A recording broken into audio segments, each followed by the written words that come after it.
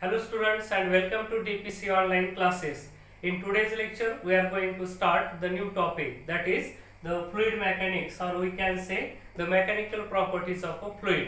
या चॅप्टरचं नाव वेगवेगळ्या बुक्स मध्ये तुम्हाला वेगळं लिहिलेलं दिसेल. ठीक आहे, जाऊ द्या, नावात काय पडले काही पण नाव असू द्या, आपल्याला शिकायची तर एकच गोष्ट आहे. आणि तुमच्या लक्षात आलं की आजपासून आपल्याला काय स्टार्ट करायचं. तर कशात स्टार्ट करायचंय?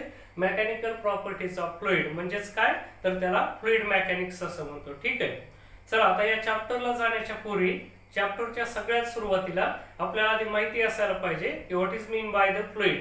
फ्लुइड कशाला म्हणायचं ते आपण स्टडी करणार. तर बघा, आपण पहिल्यांदा डिफाइन करू what is the fluid. Fluid कशाला म्हणू शकतो आपण. बघा, फ्लुइड काय असतंय? Any substance. Fluid is a any substance. Actually he school मध्ये तुम्ही स्टडी केलेली डेफिनेशन आहे. बघा, फ्लुइड काय is a any substance that can flow. बघा, जे फ्लो होऊ शकते that is the fluid. So the any substance that can flow is called. याला आपण काय म्हणू शकतो? फ्लुइड म्हणू शकतो. बघा, अतिशय खूप मोठीच्या मोठी डेफिनेशन आपण तयार केली. आतापर्यंत पाहिलेल्या सर्व डेफिनेशन्स मधली ही छोटे डेफिनेशन असतात. ठीक आहे, मग काय म्हणते fluid? Fluid is a any substance that can flow is called fluid.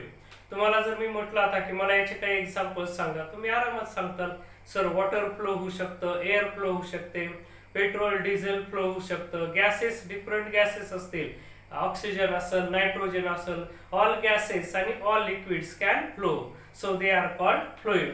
Actually आपल्या ज्या बी स्टेट्स ऑफ मॅटर्स आहेत बेटा, कोणत्या कोणत्या होत्या? Solid, liquid, gas. आणि आपण एक फोर्थ स्टेजची घेतो दॅट इज द प्लाझ्मा. मग आता लिक्विड, गॅस आणि प्लाझ्मा या सर्वांना आपण फ्लुइड म्हणू शकतो. ठीक आहे, मग तुमच्या लक्षात आलं आता व्हॉट इज द फ्लुइड. काय कळालं तुम्हाला? Fluid is the any substance that can flow is called fluid. For example, आपण एक्झाम्पल्स तर घ्यायचे झाले तर काय काय सांगू शकतो आपण? इट इज द वॉटर असेल किंवा आणखीन काय असेल? नायट्रोजन, ऑक्सिजन, एअर, काही पण असू शकतो. मी फक्त याला सध्याला एअर असं लिहून टाकतो. ठीक आहे, मग तुमच्या लक्षात आले सॉलिड असेल, लिक्विड असेल, गॅस असेल किंवा लिक्विड आणि गॅसेस आणि प्लाझ्मा ह्या ज्या तिन्ही स्टेट्स ऑफ मॅटर्स आहेत त्याच्यामधल्या सबस्टन्सला आपण फ्लुइड असं म्हणू शकतो. बट पर्टिक्युलरली फ्लुइड हा वर्ड खास करून गॅसेस साठी यूज केला जात नाही. म्हणजे आपण ज्या वेळेस आता स्टडी करू तो तुम्हाला लक्षात येईल. म्हणायला नुसते आपण मधात गॅसेस घेतो, पण त्याच्यामध्ये आपण ऍक्च्युअली फ्लुइड म्हटलं की आपण लिक्विडचाच यूज करतो. लक्षात घ्यायचं. ठीक आहे, हा चॅप्टर एकदम तुम्हाला लेकरांनो बायोलॉजी शिकायल्यासारखं वाटेल.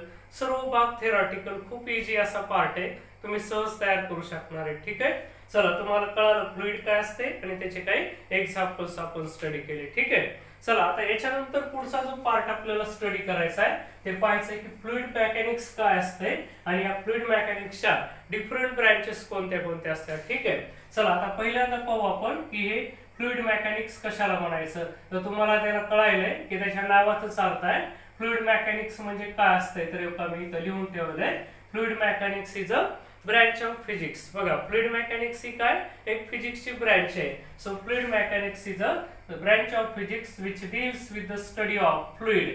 बघा, याच्यात फ्लुइडची स्टडी केली जाते अँड इट्स प्रॉपर्टीज. बघा, फिजिक्सच्या ज्या ब्रँच मध्ये आपण फ्लुइडची स्टडी करतो आणि त्याच्या प्रॉपर्टीज सुद्धा आपण स्टडी करतो त्या ब्रँचला आपण काय म्हणू शकतो? फ्लुइड मेकॅनिक्स असं म्हणू शकतो. चला आता तुमच्या लक्षात आलंय फ्लुइड मेकॅनिक्स काय असते. Fluid mechanics is a branch of physics which deals with the study of fluid and its properties called as the fluid mechanics. मग आता आपल्याला पाहिजे त्या फ्लुइड मेकॅनिक्सच्या ब्रँचेस किती असतात ते. ठीक आहे, बघा, there are 2 main branches of the fluid mechanics.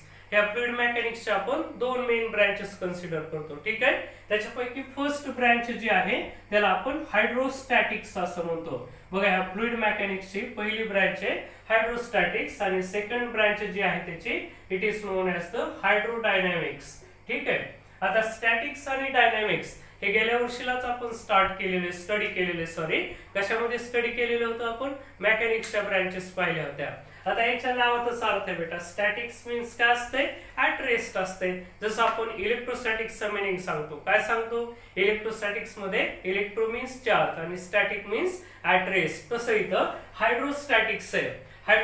Statics means काय? At rest. आणि तुम्हाला ऑलरेडी माहिती फ्लुइड मेकॅनिक्स मेकॅनिक्स मध्ये आपण काय स्टडी करतो तर स्टडी ऑफ द फ्लुइड आहे. मग जर फ्लुइड रेस्टला असताना ज्या ब्रँच मध्ये आपण त्याची स्टडी करू that is the hydrostatic. So hydrostatic ही जी आपण फर्स्ट ब्रँच स्टडी करायला त्याला कसं सांगता येईल आपल्याला, branch of physics which deals किंवा branch of the fluid mechanics which deals with the study of. कुणाची स्टडी करतो बघा, स्टडी ऑफ फ्लुइड. कसलं फ्लुइड आहे, ऍट रेस्टला असलेल्या फ्लुइडची आपण इथं स्टडी करत असतो. त्याला आपण काय म्हणू शकतो, हायड्रोस्टॅटिक्स म्हणता येतं. मग आता नावातच अर्थ आहे, हायड्रोस्टॅटिक्स म्हटलं की तुम्हाला समजून घ्यायचंय त्याच्यामध्ये आपण फ्लुइडची स्टडी करतो. बट कसे आहे ते फ्लुइड, कसं आहे, रेस्टला आहे, ऍट रेस्ट आहे, मोशन मध्ये नाही. मग पर्टिक्युलरली आपण या हायड्रोस्टॅटिक्स मध्ये काय काय स्टडी करत असतो म्हणजे पुढे जाऊन तुम्हाला अंदाज सुद्धा येईल की हायड्रोस्टॅटिक्स मध्ये आपण काय काय स्टडी करणार. बघा जनरली आपण 2 प्रॉपर्टीज आपण याच्यामध्ये फ्लुइडच्या म्हणजेच लिक्विडच्या स्टडी करतो. त्याच्यापैकी एक ज्याला एसटी म्हणतो, ST means what, it is the surface tension. Surface टेन्शनची एक स्टडी करतो आणि दुसरी प्रॉपर्टी म्हणजे त्याचं काय, प्रेशर असेल. ही मोस्ट इम्पॉर्टंट प्रॉपर्टी.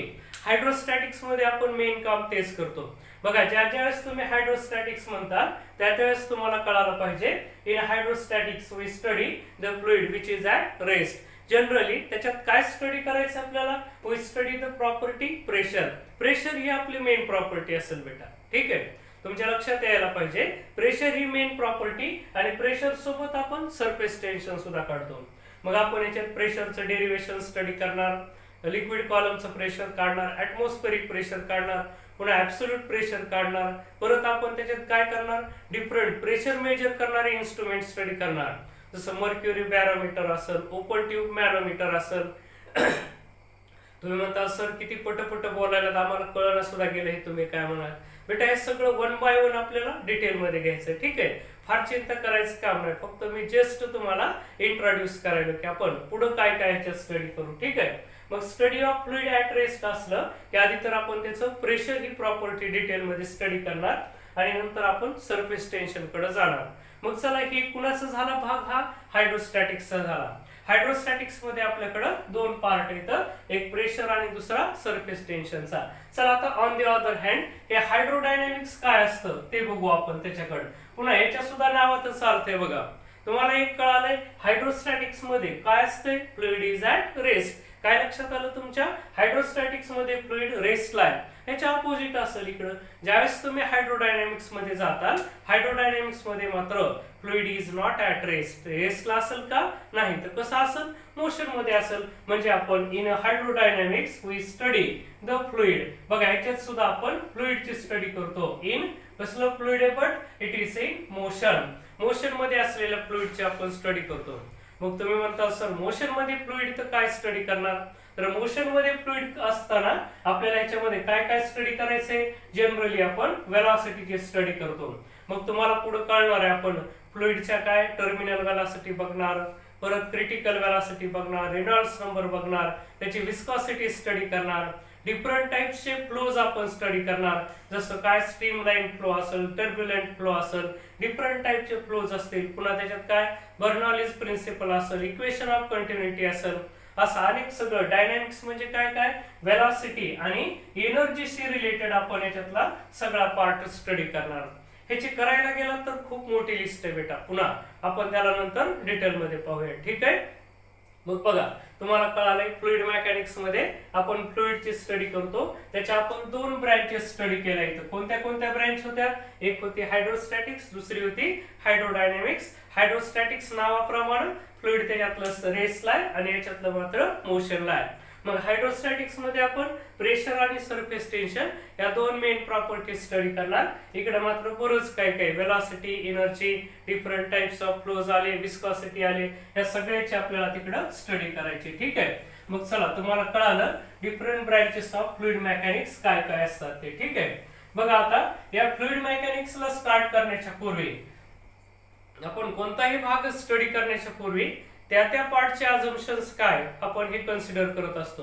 जसं आपण समजा Newton's laws of motion study करायला आपण काय अज्युम करीत असतो बेटा, कितीही मोठी जरी बॉडी असली तरी आपण एंटायर बॉडीला लॉज अप्लाय करतो का, नाही करत. आपण काय कन्सिडर करतो, ती जी लार्ज बॉडी असेल त्याला एक सिंगल पार्टिकल म्हणून कन्सिडर करतो आणि मग त्याला न्यूटन्स लॉज आपण अप्लाय करतो. ठीक आहे, त्याला म्हणायचं त्या मेकॅनिक्सचं अझम्पशन झालं. आपण किती जरी मोठी बॉडी दिली तरी तिला सिंगल पार्टिकल कन्सिडर करतो. सिमिलरली जर तुम्हाला फ्लुइड मेकॅनिक्स स्टडी करायचा असेल तर त्याचे बी काहीतरी अझम्पशन्स आहेत. फ्लुइड मेकॅनिक्स स्टडी करत असताना काहीतरी ॲझ्युम करतो आपण. ॲझ्युम करणं म्हणजे गृहीत धरणं.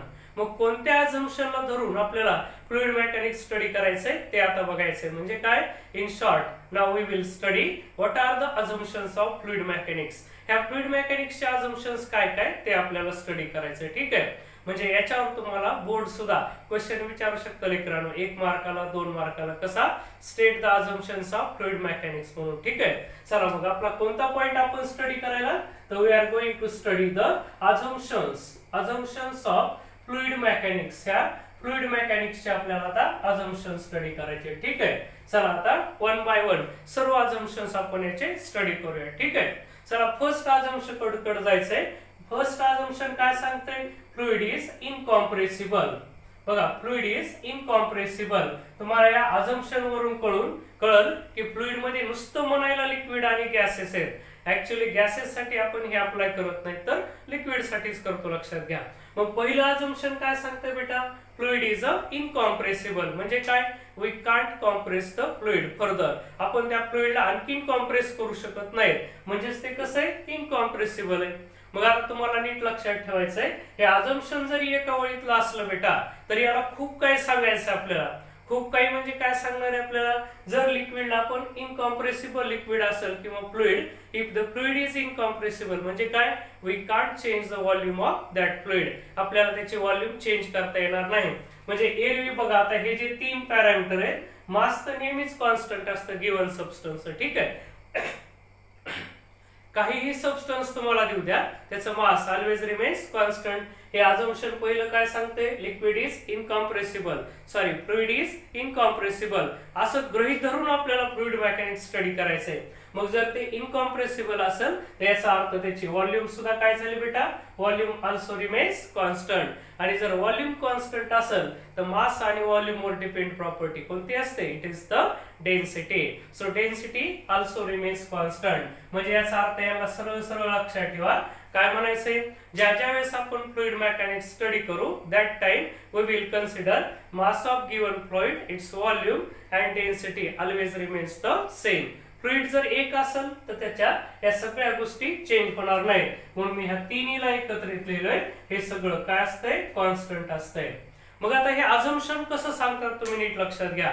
हे एक प्रकारे आधी काय म्हणते, fluid is incompressible but in other word त्यांना काय म्हणायचं असते, फॉर अ गिव्हन फ्लुइड जे बी असेल त्याचं mass, volume and density always constant. ते कॉन्स्टंट आहे असं कन्सिडर करून मगच आपण त्या फ्लुइडची स्टडी करत असतो. आलं बेटा पहिलं लक्षात. चला, तुम्हाला एक अझम्पशन कळालं. आता आपण नेक्स्ट अझम्पशन कडे जाऊ. नेक्स्ट अझम्पशन काय म्हणते बघा, हे जे फ्लुइड आहे, फ्लुइड इज नॉन विस्कस असतं म्हणतंय. नॉन विस्कस म्हणजे काय, त्या फ्लुइडला विस्कोसिटी नाही असं म्हणायचं, त्यांना नो विस्कोसिटी. आता तुम्ही म्हणताल सर काय अभद्र बोलायला हे, आम्हाला हे काय विस्कोसिटी काय म्हणायला काही कळना. बेटा विस्कोसिटी कुणाशी रिलेटेड आहे, तुम्ही असं ऐकलेलं आहे, ज्यावेळेस when one body moves over the other body then काय असते, there is friction between two surfaces in contact. Contact मध्ये सरफेस आले की त्यांच्यात काहीतरी फ्रिक्शन असतं. मग त्या फ्रिक्शनची इन्फॉर्मेशन देणारं टँजेन्शियल फोर्स दोन्ही मध्ये अप्लाय झालं, तिथं काहीतरी फ्रिक्शन असेल आणि त्या फ्रिक्शनची माहिती देणारं जी क्वांटिटी असते लिक्विड मध्ये दॅट इज द विस्कोसिटी. हे डिटेल मध्ये आपल्याला पुढे स्टडी करायचं बेटा, लिक्विडची प्रॉपर्टी स्टडी करताना. ठीक आहे, पण फ्लुइड मेकॅनिक्स स्टडी करत असताना ते काय म्हणते, तर तुम्ही फ्लुइडला असं समजा it is the non viscous. ते विस्कस नॉन विस्कस फ्लुइड आहे म्हणजे काय, नो फ्रिक्शन म्हणतंय. नो फ्रिक्शन किंवा नो त्याला इंटरनल फ्रिक्शन म्हणतो, लक्षात ठेवा. तुम्ही म्हणताल इंटरनल फ्रिक्शन का अवॉइड करायचा, बेटा आपण काय करतो, आपले जे कार्ड असतो, पॅक ऑफ कार्डचा जो काही पॅक असतो त्याच्यात एकावर एक कार्ड आपण रचले. तर आपण एखादं कार्ड ओढून बाहेर काढू शकतो, त्या टाईपने या लोकांचं म्हणणं असतंय. लिक्विडच्या सुद्धा लेयर्स असतात, लक्षात घ्या. एक लेअर दुसऱ्यावरती, दुसरी लेअर तिसऱ्यावरती. मग हे काय म्हणते, जर आयडियल फ्लुइड असायचं असेल तुम्हाला किंवा फ्लुइड असेल तर तुम्ही ते कसं समजायचं, नॉन विस्कस. म्हणजे काय, त्याच्या ज्या बी दोन लेयर्स आहेत त्या लेयर्स एकमेकावरून पुढे सरकायल्या की त्यांच्यामध्ये टँजेन्शियल फोर्स ऍक्ट होत नाहीये. म्हणजेच काय, friction, internal friction between two layers is zero. दोन लेयर मध्ये बिलकुल फ्रिक्शन नाही असं कन्सिडर करा म्हणते. त्यालाच म्हणतात fluid is a non viscous. So this is our second assumption. कळतंय तुम्हाला. चला, पहिलं सांगतंय इनकॉम्प्रेसिबल, दुसरं सांगतंय लिक्विड इज कसं आहे, नॉन विस्कस. तर चला आता थर्ड अझम्पशन कडे जाऊ आपण. ते मी इथं लिहायचो. ते असं म्हणते बघा, काय, हा फ्लुइड फ्लो इज स्टेडी.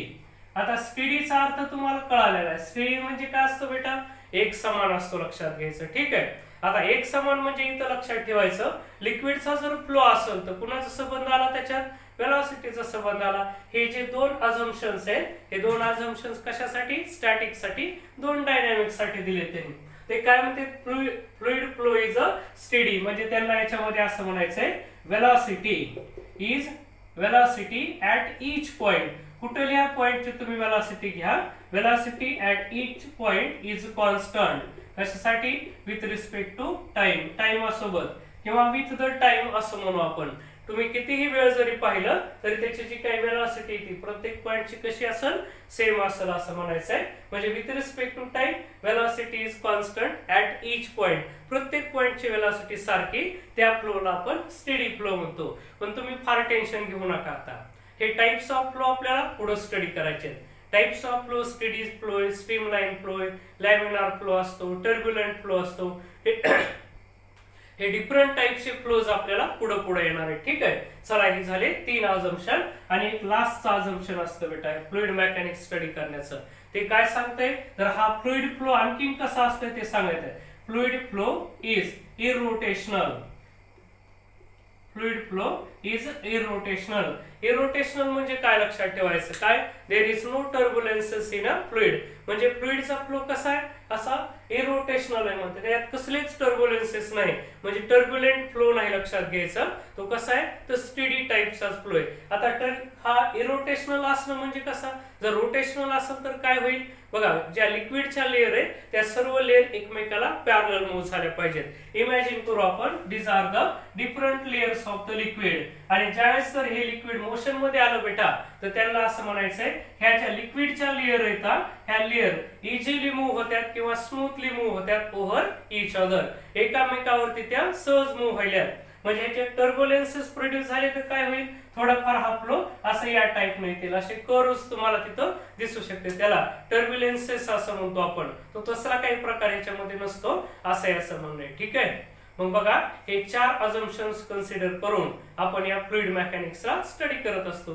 बेटा हे फार काही अवघड काम आहे ना, हे असं अवघड काम आहे असं नाही. मी पूर्वीच सांगितलंय की हा चॅप्टर स्टडी करत असताना तुम्हाला अशी फिलिंग येईल की आपण बायोलॉजी स्टडी करत आहे, म्हणजे सर्व थेरॉटिकल पार्ट आहे. ठीक आहे. मग बघा, हे होते सर्व अझम्पशन्स. किती अझम्पशन्स स्टडी केले आपण. फ्लुइड इज इनकॉम्प्रेसिबल, म्हणजे इन अदर वर्ड त्यांना म्हणायचंय फ्लुइडची मास, व्हॉल्यूम आणि डेन्सिटी कॉन्स्टंट आहे असं आपण गृहीत धरतो. अझम्पशन म्हणजे गृहीतक असतात, मराठीत त्याला गृहीतक म्हणतात. काहीतरी अझ्युम करतो आपण. ठीक आहे. फ्लुइड इज नॉन विस्कस म्हणतो, म्हणजे इंटरनल फ्रिक्शन त्याच्यात बिलकुल नाही असं आपण कन्सिडर करतो.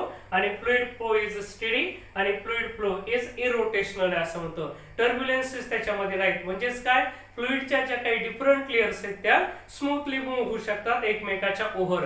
त्यांना काही मधातच वेगळा पाथ फॉलो केला असा भाग होत नाही, लक्षात घ्या. म्हणून हे 4 अझम्पशन्स तुम्हाला लक्षात ठेवायचे. हे आपलं पहिलं आर्टिकल होतं या चॅप्टर मधलं. कोणतं, what are the assumptions of the fluid mechanics. So fluid mechanics works on this 4 assumptions. Note करून ठेवा, लक्षात ठेवा.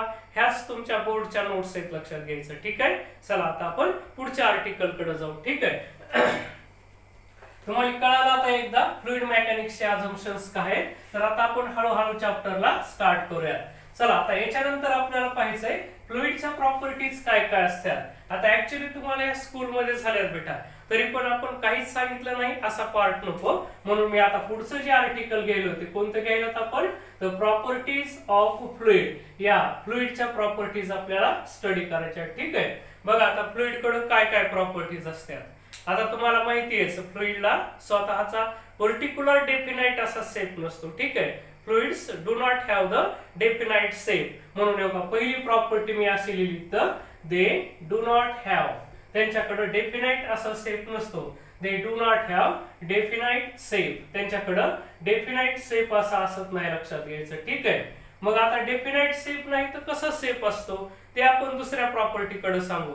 मग फ्लुइड काय करतात बेटा, तुम्ही जर लिक्विड ग्लास मध्ये टाकलं ग्लासचा शेप, आणखी कोणत्या ट्यूब मध्ये टाकलं ट्यूबचा शेप, तुम्ही ज्या बी भांड्यात त्याला टाकताल त्याचा शेप ते घेतं. म्हणजे काय, fluid has ability to take the shape of कुणाचा, कंटेनरचा.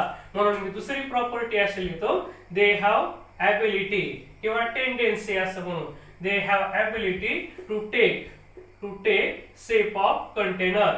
बघा ज्या बी कंटेनर मध्ये आपण त्याला ठेवू त्याचा शेप घेत होते. ठीक आहे, म्हणजे फ्लुइड असा आग्रह धरत नाही, फ्लुइडचा असा पर्टिक्युलर आग्रह नसतो. कसा, की माझा हाच शेप आहे. जसं फॉर एक्झाम्पल सॉलिडच्या बाबतीत आपण बघतो, हा जो क्यूब आहे लक्षात ठेवा, इमॅजिन करा या टाइपचा आपण असा हा क्यूब कन्सिडर केला.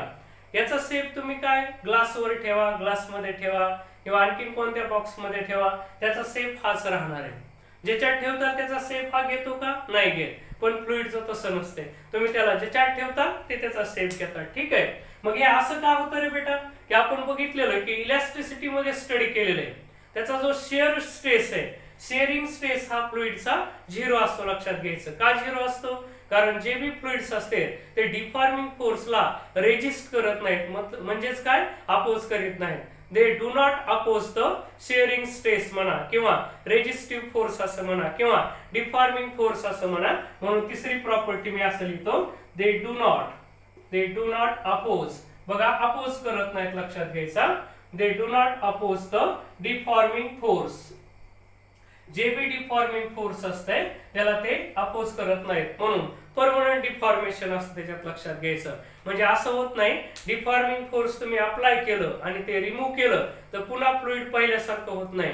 जसं एखादा स्पंजचा बॉक्स आहे, प्रेस करा, जोपर्यंत आपण फोर्स अप्लाय केले तोपर्यंत कॉम्प्रेस होईल, सोडून दिलं की पुन्हा पहिल्यासारखं होतं. इलॅस्टिसिटी आठवत असेल तुम्हाला, इलॅस्टिसिटी मध्ये हा सर्व भाग आपण अतिशय डिटेल स्टडी केलेला. ठीक आहे, आता ते सांगायची गरज नाही, मात्र इथं प्रॉपर्टी लक्षात ठेवा, they do not oppose the deforming force. Deforming फोर्सला ते अपोज करत नाहीत, लक्षात घ्यायचं. मग बघा डेफिनाइट शेप नसतो, they have ability to take the shape of container, परत they do not oppose the deforming force.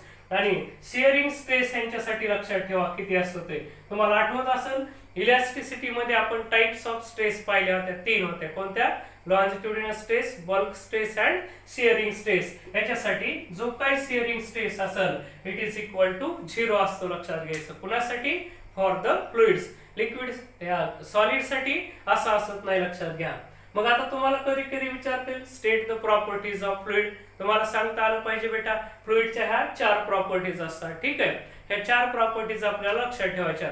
कधी कधी डिस्टिंग्विश मध्ये हा क्वेश्चन विचारतात, distinguish between solid and fluid, तर तुम्हाला पटकन तो डिस्टिंग्विश सांगता यावा. काय, सॉलिडच्या प्रॉपर्टी सगळ्या याच्या अपोजिट असतात, लक्षात घ्यायचं. ठीक आहे, तर ह्या होत्या properties of the fluid. Okay, आल्या तुमच्या लक्षात, नोट करून ठेवा, लिहून ठेवा, पुन्हा पुन्हा वाचा. एकदा दोनदा वाचलं की हे आर्टिकल तुमचे परमनंटली तयार होतील. ठीक आहे, चला आता पुढच्या आर्टिकल कडे जाऊ. आता बेटा आपण पाहिलं होतं की फ्लुइड मेकॅनिक्सच्या 2 ब्रँचेस होत्या. कोणत्या कोणत्या होत्या, हायड्रोस्टॅटिक्स अँड हायड्रोडायनॅमिक्स. त्याच्यापैकी आज आपण पहिल्या ब्रँचला स्टार्ट करायला, म्हणजे काय, हायड्रोस्टॅटिक्स. म्हणजे आपण we study that fluid which is at rest. रेस्टला असलेल्या फ्लुइडची आपण आता स्टडी करणार. मग आता हायड्रोस्टॅटिक्स मध्ये जी पहिली प्रॉपर्टी आपल्याला स्टडी करायची ते काय स्टडी करायचंय तर प्रेशर. या प्रेशर या टर्मला आपल्याला आज स्टडी करायचं, लक्षात घ्यायचं. Pressure P. चला आपल्याला पहिल्यांदा डिफाइन करायचं की प्रेशर पी काय असते. बघा तुम्ही म्हणता सर आम्हाला माहिती, आम्ही 11th मध्ये स्टडी केलंय, pressure is a force upon area असते. पण तुम्ही जर अशी डेफिनेशन सांगितली फोर्स पर युनिट एरिया तर ही चूक आहे अशी नाही, पण मोर करेक्ट पण डेफिनेशन आहे.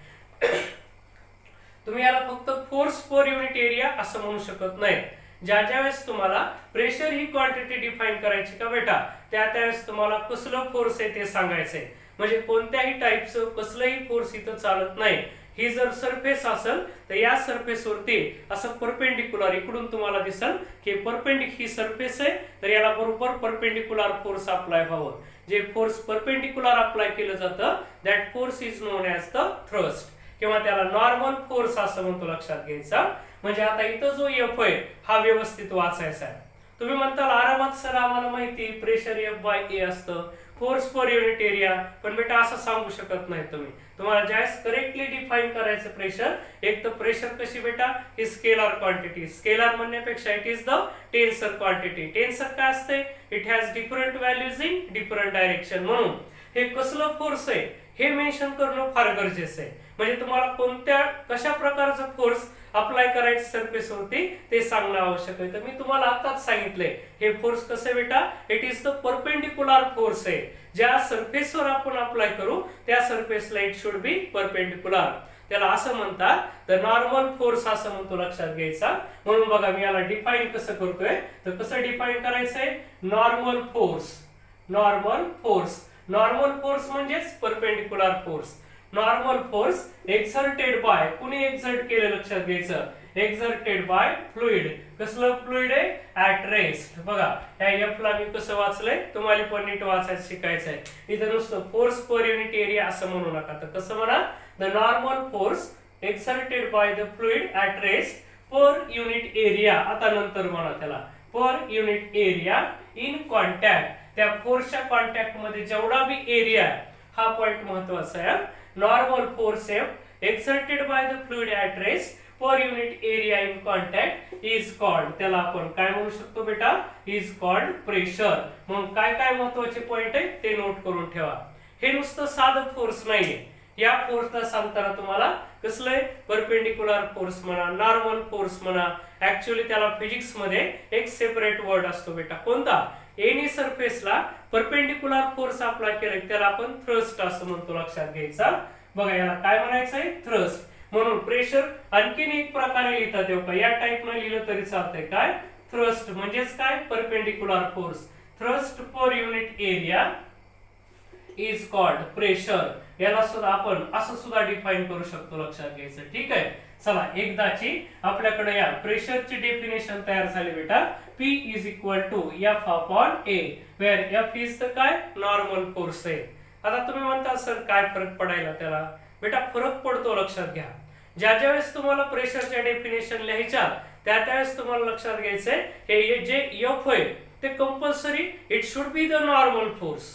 ते नॉर्मल फोर्सच असायला पाहिजे. नसेल तर काय होतं मी इकडे सांगायला तुम्ही बघता. इमॅजिन करा इथे एक ही सरफेस आहे आणि याच्यावरती असं फोर्स अप्लाय केलं, या सरफेसचा एरिया A म्हणून. तर या केस मध्ये मी क्लिअरली सांगू शकतो F/A. बघा हेअर काय लिहिलं, pressure is given by F upon A because this force is perpendicular to this surface which is in contact. या सरफेसला परपेंडिक्युलर आहे म्हणून आपल्याला हक्क आहे की हे फोर्स असं लिहिता येतं. बघा आता हे बरोबर 90 डिग्री मध्ये, पण इमॅजिन करा if the force is not perpendicular to the surface, असं परपेंडिक्युलरच्या ऐवजी ते जर असं तिरपं ऍक्ट झालं याच्यावरती. बघा ही सरफेस आणि फोर्स मी असं अप्लाय केलं म्हणजे याच्यात कसं आहे 90 डिग्रीचा अँगल नाहीये. कुणामध्ये, सरफेस आणि अप्लाइड फोर्स. मी इथं लिहून दाखवतो तुम्हाला. इमॅजिन करा ही सरफेस आहे and we are applying this force like this. This force is a not normal force. It is not perpendicular to the surface area, but it makes an angle of theta with the vertical. Vertical सोबत त्यानं theta केला. आणि तुम्ही जर म्हणला sir मी सांगतो इथं pressure किती असायला पाहिजे F upon A, तर हे आपण चूक करायला लक्षात घ्यायचं. ठीक आहे. या केस मध्ये आपल्याला प्रेशर असं लिहिता येत नाही. म्हणून प्रत्येकानं नोट करून ठेवा हे पॉइंट. प्रेशर हे आर्टिकल जेवढं सोपं वाटतं तेवढं नाहीये. इथं फोर्स कसं आहे, it should be the perpendicular force. मग तुम्ही म्हणता इथं कसं लिहायचं सर, तर हे असं लिहिता येईल आपल्याला. आपली मेन कंडिशन काय, नॉर्मल फोर्स. म्हणून जरी आपण असं हे इन्क्लाइन फोर्स अप्लाय केलं तरी आपण या फोर्सचा व्हर्टिकल कंपोनंट घ्यायचा. म्हणजे व्हर्टिकल म्हणजे कोणता, सरफेसला परपेंडिक्युलर असलेला. बघा ना, याचे दोन कंपोनंट असतील, एक हा इकडला कंपोनंट सांगू शकतो मी आणि दुसरा असा कंपोनंट असेल. मग हा जो कंपोनंट आहे हा घ्यायचा आहे. बघा हे जे फोर्सचा कंपोनंट आहे हा थीटाला लागू नये, सो याला आपल्याला काय लिहिता येईल, एफ कॉस थीटा असं लिहिता येईल. ठीक आहे. म्हणून बघा आता मी इथं एफ च्या ऐवजी काय लिहायला पाहिजे, एफ कॉस थीटा असं लिहिलं तर आता हे प्रेशर आपलं करेक्ट झालं, लक्षात घ्यायचं. मग बेटा नोट करून ठेवा, प्रेशर साठी मोस्ट इम्पॉर्टंट कंडिशन कोणती, तर प्रेशर साठी मोस्ट इम्पॉर्टंट कंडिशन असे, this force should be the normal force. कसं असावं, तर नॉर्मल फोर्स असावं, म्हणजे सरफेसला ते परपेंडिक्युलर असलं पाहिजे. म्हणून हे दोन डिफरन्स नीट लक्षात घ्या आणि तुम्ही मुद्दाम म्हणून ते नोट करून टाका. दरवेळेस प्रेशरची डेफिनेशन एफ बाय एच नसते, कधी एफ कॉस थीटा बाय येईल, कधी एफ साइन थीटा बाय येईल. थीटा कुठला अँगल गिवन आहे त्याच्यावर ते डिपेंड आहे. ठीक आहे, केलं नोट तुम्ही. चला आता पुढे जाऊ आपण. बघा आता तुम्हाला प्रेशर काय असते कळालंय, फॉर्म्युला कळाला. आता आपल्याला पाहायचंय की प्रेशर कसली क्वांटिटी बेटा, एक तर ही टेन्सर क्वांटिटी लक्षात ठेवायचं. टेन्सर म्हणजे स्केलर क्वांटिटी असं समजा, आणि फॉर्म्युला पण आपण तयार केला. आता आपल्याला याचे डिफरंट युनिट्स तयार करायचे, युनिट आणि डायमेन्शन्स आपल्याला फोर्सचे तयार करायचे. ते म्हणतात सर ते तर आपण मेजरमेंट मध्येच काम केलं. पुन्हा एकदा बेटा याच्यात कन्व्हर्जन साठी डिफरंट युनिट्स असतात, हे कन्व्हर्जन तुम्हाला करता येणं गरजेचं आहे. म्हणून बघा आपलं जे पहिलं युनिट आहे ते आपण या फॉर्म्युल्यावरून घेतो बेटा. कसं, या फोर्स न्यूटन आणि एरियाचं मीटर स्क्वेअर. म्हणजे आपलं जे मेन युनिट आहे ते आहे newton per metre square. But यालाच आपण आणखीन काय म्हणतो, it is also known as the pascal, PA असं सुद्धा लिहितो, लक्षात घ्यायचं. पास्कल सायंटिस्ट साठी याला पास्कल असं सुद्धा म्हटलं जातं. म्हणजेच काय, 1 newton per metre square is equal to 1 pascal असते. ठीक आहे, मग तुम्ही एक युनिट नोट करून टाकलं. ह्या प्रेशरचं पहिलं युनिट कोणतं आहे, न्यूटन पर मीटर स्क्वेअर. आता आणखीन काय युनिट असतात बेटा, तर ही फेमस युनिट आहे कोणतं, ATM. ATM means what, it is the atmospheric unit असेल, लक्षात घ्यायचं. ऍटमॉस्फेरिक प्रेशरच्या फॉर्म मध्ये हे कसं लिहिताना आपण, तर याला या टाइप न लिहितो आपण. 1 atmospheric is equal to 1 point काय लिहितो इथं 013 into 10 to the power 5 newton per metre square. 1 atmospheric pressure म्हणजे एवढं असते. आणि हे युनिट अत्यंत महत्वाचं आहे. जास्त तर प्रॉब्लेम तुम्हाला असेच दिसतील बेटा, ऍटमॉस्फेरिक प्रेशर असंच युनिट दिलेलं आहे त्याला. आणखीन काय काय युनिट असतात लक्षात घ्यायचं. हे पहा 10 टू द पॉवर 5 ला काय म्हणतो आपण, बार असं सुद्धा म्हणतो. बार सुद्धा त्याचं आणखीन एक युनिट असते. म्हणजे 1 ऍटमॉस्फेरिक इज इक्वल टू 1.013 बार, आपण त्याला असं सुद्धा लिहितो. 10 टू द पॉवर 5 म्हणजेच बार असतं, लक्षात घ्यायचं.